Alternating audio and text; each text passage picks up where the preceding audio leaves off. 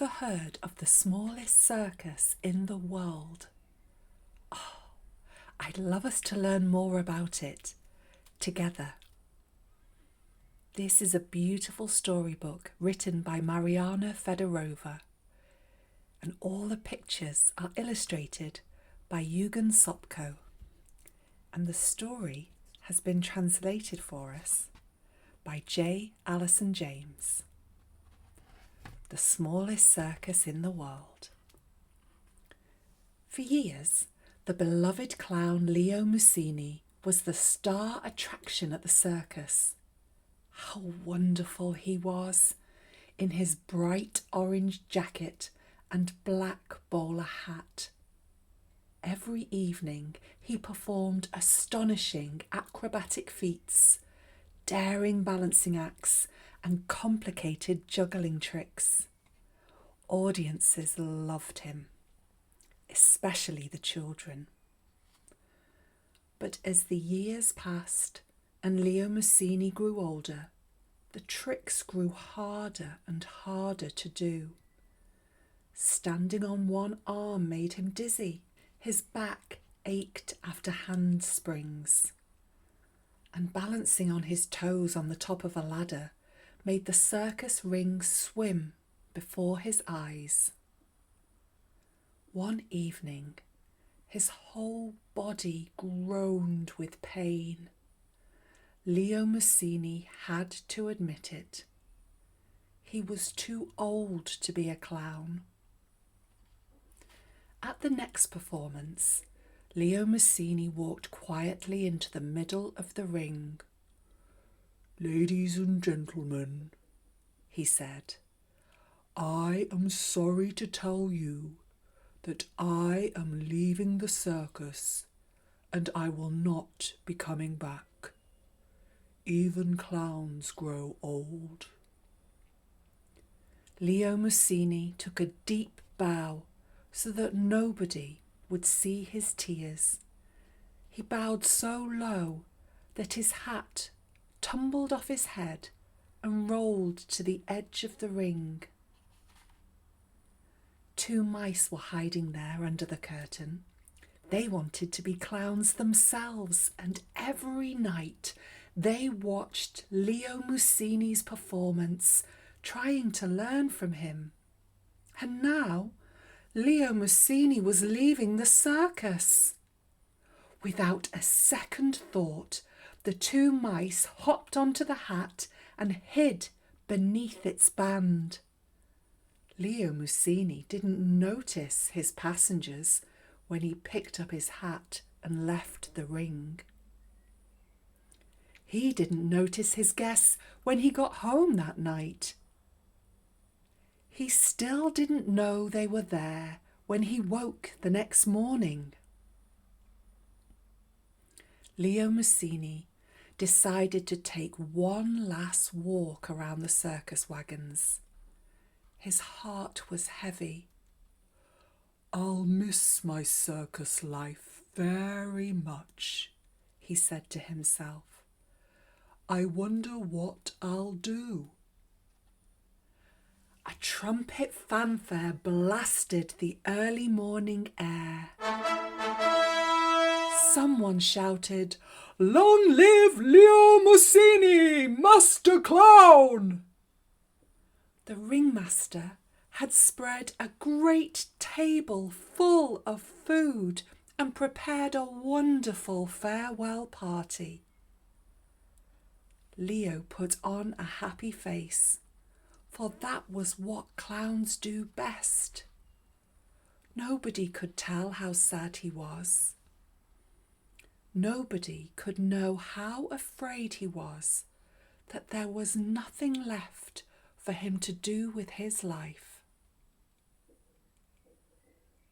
Leo Mousini trundled off, pulling his little circus wagon, looking for a good place to camp for his first night on his own. That was when he finally noticed something scrambling around on his hat. "We are Mitzi and Mac," said the mice. "We want to be clowns just like you. You are awfully small, replied the old clown. We might be small, but we are determined, said Mac. Well, Leo Mousini said, a lot can be accomplished with determination. Over the next few weeks, Leo Mousini built miniature musical instruments, chairs, a ladder, and other things the mice would need for a circus performance. Then he made them each a black felt hat. He taught the little clowns tumbling until their legs and backs ached. He taught them juggling until their paws were red. But the mice did not give up. When Mitzi and Mac were able to balance on one hand and do backflips from the ladder, Leo Mousini said, "Get a pair of scissors. It's time to make your costumes." Mitzi cut pieces from the cuffs of Leo's clown pants, just enough for 2 pairs of mouse trousers. Mac snipped the pockets from Leo's jacket to make tiny bright orange jackets, and they clipped a bit of leather from his shoes to make 2 pairs of their own. With their black bowler hats, the costumes were complete. Leo Mousini laughed to see them. "Oh, this evening we'll present our first performance in the town square," he cried. Late that afternoon, Leo Mousini popped on his hat. Hip hop, the 2 little mice flipped over the rim and danced up to the crown. Leo Mousini blew a cheerful blast on his trumpet as they marched into town. "Here comes the mini Mousini Circus. Come one, come all. Come see the smallest circus in the world," cried Leo Mousini. With a great flourish, he set up his table in the town square. His bowler hat was the circus ring. Children gathered round, and then the grown-ups did too. Everyone wanted to see the mini Mousini Circus. Mitzi and Mac performed astonishing acrobatic feats, daring balancing acts and complicated juggling routines. The audience was amazed. "Bravo!" they cried. "3 cheers for the mini Mousini Circus! Hip hip hooray! Hip hip hooray! Hip hip hooray!" When the performance was over, Leo Mousini turned to Mitzi and Mac. "You know," he said, "I thought I was finished with circus life, and I confess that made me sad. But you 2 have given me something wonderful to do for as long as I live." Then, blowing a fanfare on his trumpet, Leo bowed to the 2 little mice and said, "Leo Mousini, ringmaster for the smallest circus in the world."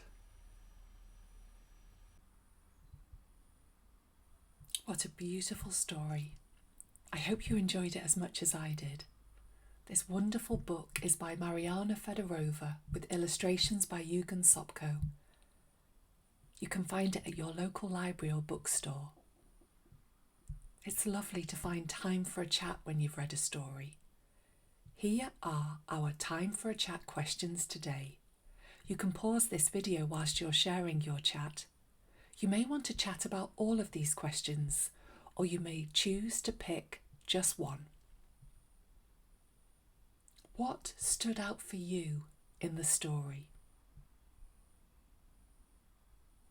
Leo put on a happy face, for that was what clowns do best. Nobody could tell how sad he was. Why do you think Leo tried to hide how he was feeling? And finally, Well, Leo Mousini said, a lot can be accomplished with determination. Can you think of a time when you were very determined? What did it help you to do? Until next time, magical friend, keep reading, keep wondering, and remember, every story is an adventure waiting to happen. I'm sending you well-being wishes from me, Amy, the Worry Wizard. We'd love a thumbs up, you to hit that subscribe button, ring our notification bell, visit theworrywizard.com, and let's help children's well-being shine together.